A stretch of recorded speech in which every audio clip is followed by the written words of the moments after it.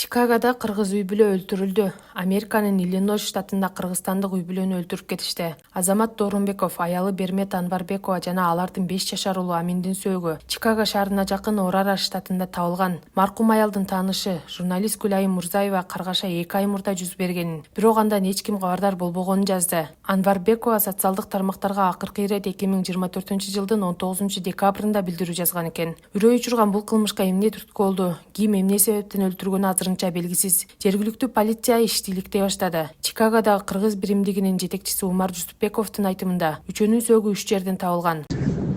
Тилекке каршы ушундай жаман окуя болду. Детективдер деген азыр толук информацияны бере элек, өзүлөрү чыгып бир күн эме консулствого чыгып жарыя кылат. Маалыматтардын баары ошондой эле бойдон.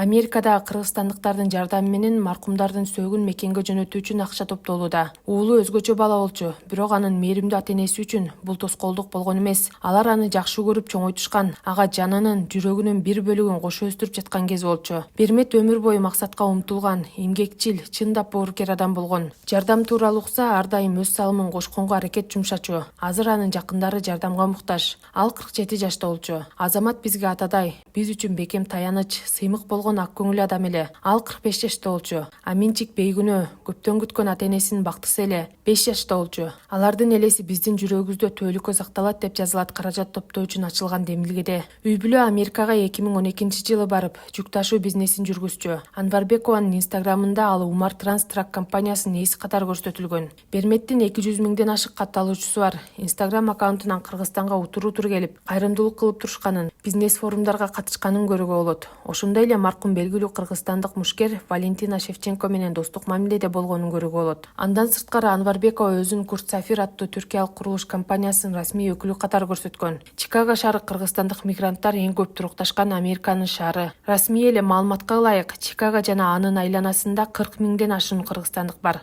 А чынында катталбай жүргөндөрдү кошкондо мындан бир канча көп болушу мүмкүн.